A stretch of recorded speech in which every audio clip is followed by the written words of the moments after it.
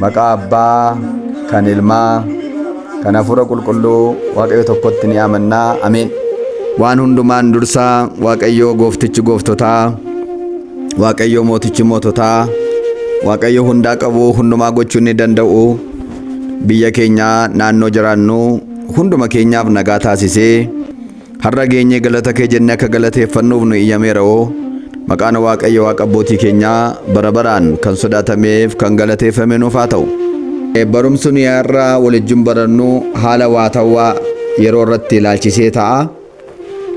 Innis tarii miidiyaa irratti yookaan tamsaasa marsariitii addunyaa irratti yeroo ammaa kana wanti nama gaddisiisu nama aarsuu gadhiifameera. Dhimma kana ilaalchiseen hubannoo gabaabaa isiniif gurra buusa jedhee tananii yaade. Egaa Waaqayyo nu gargaaru, Waaqayyo nu wajjin haa ta'u. Innis maali yoo jettanii akkuma beekamu adoolessa 20 bara 2016 akka kan faranjiitti bara 2024 jechaadha. Jimaata galgala ardii Awurooppaa keessatti kutaa biyya Faransaay magaalaa guddoo Faransaay Paariis keessatti dorgommiin ispoortii oloompikiidhaa geggeeffamaa akka jiru beekamaadha. Egaa agarsiisa olompikii kanarratti wanti guddaa nama gaddisiisu nama aarsu keessumatti kiristiyaanota baay'ee kan aarsee fi kan mufachiise agarsiisi ta'e agarsiifameeti jira. Dhimma agarsiisa kanaaf ispoortii jin kan qabu tokko illee hin jiru ture. Garuu isaan jibbiinsa gooftaa keenya Yesuus Kiristoos irraa qaban irraan kan ka'e akkasuma jibbiinsa kiristiyaanummaa irraa qaban irraan kan ka'e addabaabaayii irratti wanta suukanneessaa waan Waaqayyoon aarsu nama saarsuu gadhiisaniiru.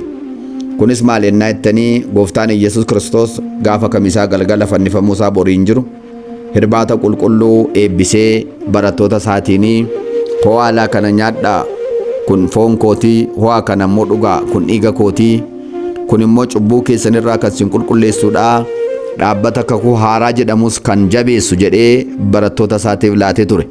Wangeela Maatewos boqonnaa 26 lakkoomsa 26 irraa kaasee jechaadha. Dabalatas Wangeela Yohaannis boqonnaa 6 lakkoomsa 53 irraa kaasee foon koo nyaadhaa dhuguma nyaataatii, dhiiga koo dhugaa dhuguma dhugaatiidhaatii, yoo foon koo nyaattan naa wajjin ani immoo isinii wajjinan ta'a, yoo duutan du'a keessaa kaatanii jiraattoota hin taatu jedhee kan inni eebbisee kennee ni yaadattu. Manni kiristiyaanaa keenyaa kun jireenya kiristiyaanummaa keessatti isa olaanaaf isa guddaadha. Kanaaf fakkii isaa kan agarsiisanii edda jala kaa'anii booda fakkii lakkoomsa gooftaa keenya kan fakkaatuun immoo irra isaa keessatti warri hojii warra Sodoomiif Gamooraa hojjetan, warri Illuminaantii, warri waaqa tolfamaa waaqessan, hojii seexanaadhaa seexanaaf adda ba'anii kan hojjetan kan isaanii immoo irra keessa godhachuudhaan diinummaa Kiristoos akka qaban agarsiisaniiru. Lola Kiristoos wajjin qaban seexanaan guutamanii agarsiisaniiru jechaadha. Egaa kun kiristiyaanota baay'ee mufachiiseera. Kanarraan kan ka'es Waaqayyos hojii isaa hojjetee jira. Inni tokkoffaan daandiin baaburaa gara magaalaa kanatti seenu akka tasaa ta'ee akka inni hugguramu yookaan akka inni gubatu taasisee jira. Kun isa ajaa'ibaati galgala irraa kaasee jechaadha. Yeroo isaan gaafa jimaata galgala sagantaa saaqinsaa kanarratti yeroo isaan waan hammeenya gadhee kana Waaqayyoon kan dallansiisu kiristiyaanota kan dallansiisu kana hojjetan Waaqayyos magaalattii guutummaa dukkana limixiidhaan itti uwwiseera. Galanni Waaqayyoof haa ta'u. Magaalli Faaris guutummaan ishee dukkanaan uwwifamteetti, bokkaa cimaan ulfaataanis roobee ajaa'iba irratti hojjeteera. Ibsaan magaalattii dhibbumaa dhibbatti dukkanaa'ee ture jechaadha. Garuu kan nama raajuu dukkana sana keessa immoo manni kiristiyaanaa Paariis keessa jirtu ifee argameera. Magaalattiin yeroo dukkanoffattu manni kiristiyaanaa immoo bataskaanni keessatti immoo ifi banamee argameera jechaadha. Viidiyoon kanaas gadhiifameera. Tarii yoo isin hin qaqqabne yoo ta'e amma karaa tiiktookii yookaan karaa feesbuukis gannan isaa achirraan maqaa koon seentanii ilaaluu dandeessu jechaadha. Egaa kun ta'eera. Kun egaa haaraa miti. Yeroo darbees Biraaziilis yeroo tapha kubbaa addunyaadhaa qopheessite isheenis akkasuma waan Waaqayyoon aarsu waan waaqayyoon cigaarsisu hojjettee turte. Kanumarraan kan kee bokkaa yandoon cabbiin bu'ee bubbeenis ka'ee magaalattii rukuteera. Abiddillee magaalattii qabee gubeera jechaadha. Egaa wanti kana fakkaatu baay'eenis hin jira. Akkasuma yeroo tokkos sirbituu beekamtuun addunyaa kanaadhaa kan taate isheenillee ooyaa ishee irratti fakkii gooftaa kaastee lafarra goototaa amma deemtutti geessee turte. Ani Kiristoos kan jedhamu hin beeku, kiristaana hin beeku kan jedhullee oduu afaan ishee keessaa ba'ee ture. Isheenillee akkanuma dubbattee mana isheetti galuudhaan Waaqayyoo xiraa'ummaa guddaa akka xirooftu ishee taasisee mana ishee keessatti illee duutee argamteetti. Mana ishee illee seenanii gadi baasuudhaaf xiraa'ummaadhaaf illee siquu hin dandeenye, ajaa'a ishee irraa kan siquu hin dandeenye jedha. Kunis ta'ee darbeera. Egaa ammas warra Faransaay immoo kan dabalataa ammas kana gochaa jiru. Egaa dhimma kana ilaalchisee mee caqasa kitaaba qulqulluu keessaa wanta caafamee jiru tokkoon adda simbuusa, gurra simbuusaa. Waaqayyo nu gargaaru. Akkana jedhee caafamee jira. Lammaffaa Matsaafa Seenaa Baraa boqonnaa 13 lakkoomsa 12 irratti isin hin baasuu, isin hin adeemsisuu, ittiin milkooftanii waaqa abboolii keessanii wajjin waliin lolinaa jedha. Amaariffaadhaan አይበጃችሁምና ከአባቶቻችሁ አምላክ ከእግዚአብሔር ጋር አትዋጉ ይላል። ኤጋ አዱኛን አመነ ባሰ ጀዴ itti milkaa jedhee waaqayyo wajjin walloluu jalqabeera. Garuu itti milkaa'ani waaqayyoon lolee kan mo'ate eenyudha? Waaqayyoon cigaadee kan milkaa'e eenyudha? Hin jiru. Abbootiin keenya baay'een isaanii, abbootiin darban baay'een isaanii kan akka Fari'oon, kan akka Naabukadnezar, kan akka Sanaakireem, kan akka Gooliyaad hin milkoofne. Baay'ee isaa tarreessuu dandeenya. Kan akka Herodoos hin milkoofne. Egaa warra ammaa kunis hin milkaa'anii gamanumaan sinillee kana dhageessanii akka dhageessiftanin jedha. Lammaffaa irratti tokkoffaa Saamu'eel boqonnaa 2 lakkoomsa 10 irratti harmeen Saamu'eel akkana jette. Kan akka Waaqayyoo hin jiru edda jettee booda warri Waaqayyo wajjin wallolan akka qodaa supheetti ni hurraa'u, ni caccabuu jettee jirti. Dhugaadhumatti warri Waaqayyo wajjin wallolan akka qodaa supheetti ni hurraa'u, ni caccabu. Safoonii qofa osoo hin taane lubbuudhaan immoo gana abidda gahannam keessatti gana ni adabamu jechaadha. Kanaaf Waaqayyo wajjin utuu walloluu dhiise biyyi lafaa gaariidha. Caqasa sadaffaa irratti Matsaafa Raajii Isaayaas boqonnaa 45 lakkoomsa 9 gubbaa irratti kafaxaarii gaaraa ለሚከራከር ለሱ ወዮለት jedhe. Warra uumaa isaanii wajjin wal qoccolani isaaniif wayyoo jedhe. Waaqayyo wajjin wal qoccoluun jaran hin danda'amu miti. Waaqayyo qulqulloota Waaqayyo wajjin iyyuu, ergamoota Waaqayyo wajjin iyyuu wal qoccolanii of galuu hin danda'amu gonka. Kanaaf biyyi lafaa amma Waaqayyo wajjin wal falmii jalqabee jira. Waaqayyo isaan gargaaru jenna. Inni itti aanu lammaffaa Xiimotewos boqonnaa 3 lakkoomsa 1 irratti bara raawwataa jalaa wanti nama dhiphisu, wanti nama yaaddessu akka dhufuudhaaf jiru beekii jedha.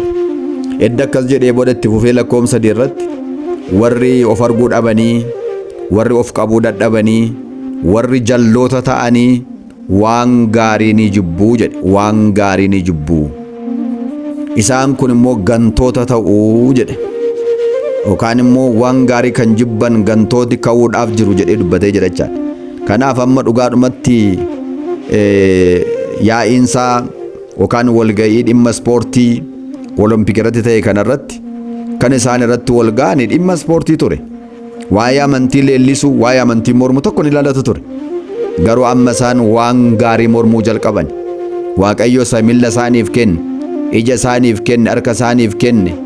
Waaqayyo biiftuu isaaniif kenne, guyyaa isaaniif kenne, lafa irra taphatan kana isaaniif kenne, fayyaa isaaniif kenne. Kana mormuu jalqaban. Mormanii waan gaarii kana jibbanii gantuu ta'anii jiru jechaadha. Egaa akka kun akkas ta'uudhaaf jiran caafamee jira. Egaa kunis mallattoo bara dhumaa ta'uu isaa agarsiisa. Lakkoomsa 8 irratti immoo akkana jedhe. Lammaffaa Xiimotewos 3:8 irratti isaan kun dhugaadhaan mormuu warra sammuu hin qabneedha. Isaan silumayyuu amantii keessaas warra ba'aniidha jedhe. Dhugaadhuma dhugaa jechuun Kiristoosidha. Dhugaa jechuun Kiristoosidha. Dhugaa jechuun wangeela isaati. Egaa warri Kiristoosin morman wangeela isaa kan morman isaan warra sammuu hin qabneedha. Warra sammuu hin qabneedha. አእምሮ የሌላቸው አእምሮአቸው የጠፋባቸው egaa waan akkasii gaafa garrugaa warri kun dhugaadhumatti warra dhugaadhaan mormaniidha, warra sammuu hin qabne, warra yaadanii adda baafachuu hin dandeenye akka horiitti warra jiraatan ta'uu isaati. Karaa adda biraa tokkoffaa ergaa Yohaannis boqonnaa 2 lakkoomsa 16-17 irratti akkana jedha. Yaa obboloota koo, biyya lafaa hin jaallatinaa. Biyyi lafaa kunii fi hawwiin biyya lafaa keessa jirtu martinuu ni dabarti. Erga jedhee booda biyya lafaa kana jaallachuun, hawwii biyya lafaa kanatti qabamuun diina Waaqayyoo nama taasisaa. Erga jedhee booda lakkoomsa 18 irratti ijoollee, yeroon kun isa dhumaati. Yeroo isa dhumaa jala kan Kiristoosiin mormu immoo akka dhufu beekaa. Isaan kun baay'ataniiru jedhe, baay'ataniiru. Egaa kan nama dhibu agarsiisa olompik irratti yeroo sagantaan kun saaqamuudhaaf jedhu kana namoonni waltajjicha irratti ba'anii fakkii gooftaa keenyaa sana jala godhanii ofiin morra keessa ta'anii warri agarsiisa kan agarsiisan biyyoota garaagaraa irraatii kan olitti dhufanidha. Warri miseensa warra 666 egaa warri agarsiisa kana irratti argamanii tokko miseensa warra 666 ta'anidha. Miseensa warra hojii Sodoomiif Gamoraa warra hojjetanidha. Miseensa warra Illuminaantii warra ta'anidha. Miseensa warra waaqa tolfamaa waaqessantu achirratti ol ga'anii raatanii bifa gadhiisii ta'eedhaan godhan. Egaa kun waan Waaqayyoon mormisiisu, waan Waaqayyoon aarsu, waan waaqummaa Waaqayyotti bu'u hojjetan. Egaa kun maal agarsiisaa? Bara isa xumuraa ta'uusaa agarsiisa. Maal jennaan? Bara xumuraa sana jala warri Waaqayyoodhaan morman ni baay'atanii ni ka'u. Kana ta'uusaa yommuu agartan yeroon kun akka inni ga'ee beekaa, yeroo dhumaa akka ta'e beekaa jedhee caafamee jira jechaadha. Egaa jarri kun xumurri isaanii akkam ta'u?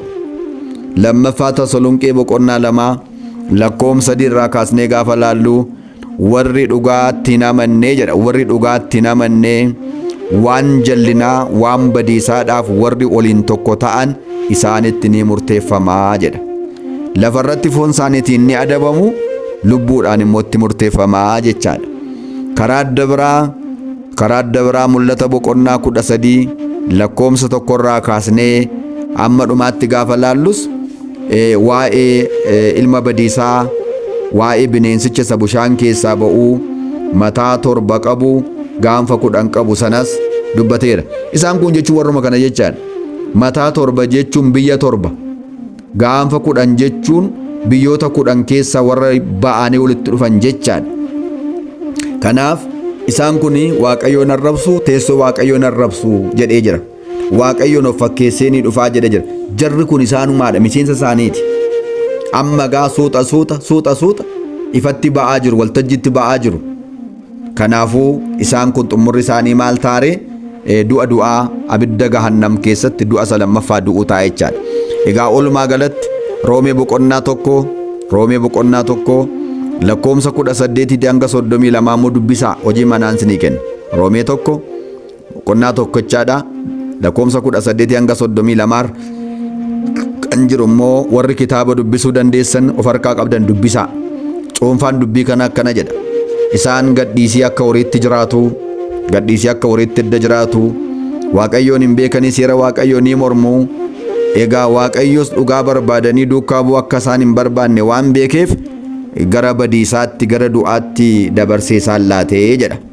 Egaa akkana akka hin taaneef nuyi gamanumaan maal gochuu qabna ree? Tokko dhumi waan hundumtuu akka dhiyaate beekaa. Dhuma waan hundumtuu akka dhiyaate beekaa. Kunoo addunyaatti jalqabeera. Inni kaleessa dhoksaatti jiru amma jalqabeera. Tokkoffaa ergaa Phexros boqonnaa 4 lakkoomsa 7 irratti dhumni waan hundumaadhaa dhiyaateera jedha. Amma yeroon geesseetti jedhan. Yeroon geesseetti. Hundi isaa raawwateera. Kunoo addabaabayitti ba'ee Kiristoosin marbuu jalqabeera. Kunoo kana dhimma kana laalchisee gaa yeroo wanta akkasii kan agarru gamanumaan nu maal gochuu qabna? Jabaachuu qabna, cimuu qabna, gaabbii qaluu qabna, karaa Waaqayyoo irratti deemuu qabna. Yeroon geesseetti jennee wayyaa keenya miiccachuu qabna jechaadha. Kanaaf fudhattanii yoo laaltanii gamma galii guddaatti argannaa, beekamtummaa guddaatti argannaa kan jette Faransaay salphina guddaatu ishee qabate. Salphina guddaa. Mee amma sagantaan kun kanaan xumuramaaf hin dhiisa sammuu meeteenya waliin ilaalla. Amma garuu daandiin baabura ishee citeera. dukkana limitiidhaan uffatamtee turte. Egaa mee kana booda kan jiru immoo wajjin ilaalla. Egaa kiristaanonni utuu an pheenxees akkasiin jedhin kiristaana kan ta'an marti addunyaa guutummaa keessatti har'a nagaa ba'aa oolaniiru. Ibsa garaagaraa baasaa turaniiru. Kanarraan kan ka'e qopheessitoonni ispoortii olompikii Paaris kuni dhiifama gaafataniiru. Dhiifama gaafataniiru dogoggora keenyaa hin sirreeffanna jedhaniiru. Garuu namni baay'een kumaakitti irratti argamuudhaaf ture amma garuu irratti argamuu dhiisaniiru. Kanatti ta'aa jira jechaadha. Kanaaf haala yeroo irratti hundaa'ee waan akkasii beekuun gaariidha. Beeknee immoo beekuu duwwaatu hin taane irratti kadhachuunis gaariidha. Dammaquunis gaariidha. Kanaaf inni raftee jirtu dammaqi Waaqayyo si ibsaa jedhee jira waan ta'eef isa kana beeknee dammaqnee akka jabaannuuf kadhannaan giiftii maaramii eegumsaanii qulqulloota ergamoota Waaqayyoo waadaan toloota wareegamtootaa arjummaan uumaa keenya Sillaasee hunda keenya faana haa ta'u. Hamaa nutti dhufu kana gooftaan nurra haa deebisu. Warra hamaa hojjetan kanaaf immoo gooftaan hubannaa kennu yaada isaaniif tasgabbii isaaniif haa laatu gara qalbii jirannaatti gara gaabbiitti nuuf haa fidu. Humna hafuuramminaa kana immoo gooftaan nuuf haa dadhabsiisu. Hubannaaf ogummaa amantiif jabina ittiin amantoonni keenya hubanneetti immoo nuuf haa laatu. Yoon kana jedhe har'aaf hin ga'a.